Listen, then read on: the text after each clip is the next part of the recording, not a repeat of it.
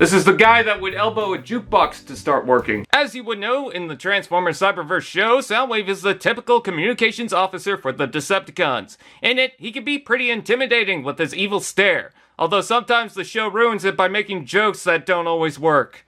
Guess I have that in common. Soundwave uses sonic pulses to attack, a force of waves to throw his enemies out of the way. Eventually, in the show with Megatron out of the way, Soundwave had commanded the Decepticons along with Hot Rod commanding the Autobots to take on a common enemy. Soundwave transforms into an armored truck, which is non-specific to a Cybertronian or Earth form. I guess this takes inspiration from the show Robots in Disguise, in Season 3 with a very similar truck form. I feel like you could probably turn this into Prime Breakdown. It's a pretty solid looking truck, not a lot of paint applications, but that's not needed for an armored truck. Plus, these are toys more directed to little kids, but that doesn't mean we can't give them anything with detail. The mold is fine, there's an outline door on the side, wish there was some paint on the lights above, but they're pretty small to begin with.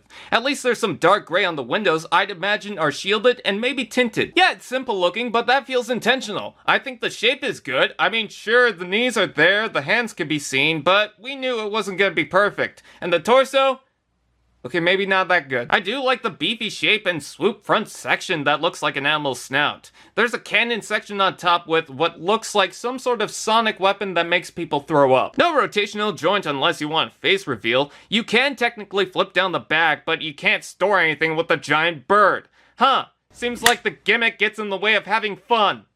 Ironic, isn't it? Wheels roll okay, even if they're friction. An interesting Generation 1 nod with the hood armor looking like the iconic chest, even getting a few button details molded into the toy. Truck mode is pretty basic, but it's an armored truck, so it gets away with it. Not to mention the Warrior class line doesn't get as much attention to detail compared to the Deluxe class figures.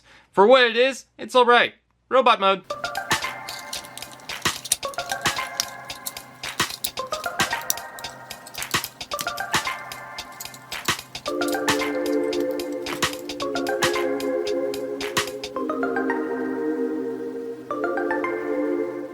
At first glance, you could certainly tell that this is Soundwave, even though it's nothing exciting or certainly cheap looking compared to what we normally get in our precious Generations line.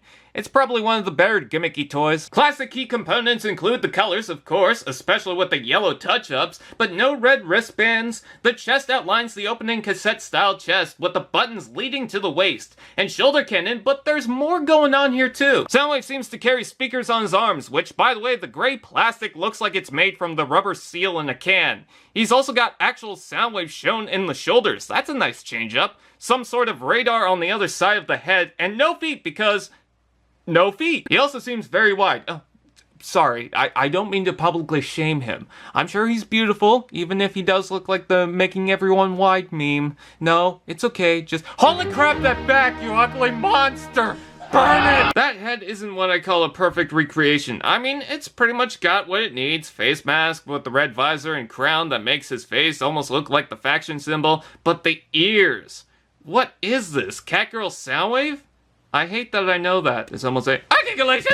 Ball joint shoulders, elbow bend, ball joint hips, and knee bend. These warrior figures are pretty basic, but what hurts the most is when they sacrifice the posability for a gimmick that sometimes isn't even remotely worth it. In the case of Soundwave, I don't need rotation in the arms and legs, but the head is completely stiff molded into the chest. No surprise that's located around the gimmick. If you notice the cannon isn't straight, that's because if you push it further, he shoots out the afterbirth known as Laserbeak, one of his most popular cassette characters that was used in the show, but is that it? I like the feet incorporated to the hinges, but he's just stuck in there.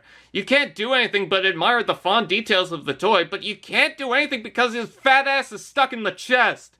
Need butter or something? Silver painted beak, but it's mostly transparent pink. Was it worth taking out the head joint? Could they not keep it, or was the cat ears a problem? Another concern I have is the arms. You can attach 5mm ports, but it doesn't look stable, and the elbows can move the other way. Look, Megatron, I'm double jointed. Hooah! The waist is supposed to lock in, but it can easily fall out, and he looks like he's about to eat someone with the torso. If you watch the show, and spoilers to anyone who's not caught up, in Season 3, one of the characters who's been through the multiverse had collected Soundwaves in various colors. So now he gets the Seeker treatment. But that means they can repaint this however they want. For example, This music-loving commander may not be the strongest Transformers figure, it's not even the most solid Cyberverse toy, but really, as something very simple and basic, it's not so bad. We've seen way worse. If you like the portrayal of Soundwave, and you want a very basic figure, and if you don't mind the gimmicks, I'd say it's okay to get. Just don't expect this to be the pinnacle savior of the toys. It's good enough to dance into your wallet. Alexa Soundwave, why are you a cat girl?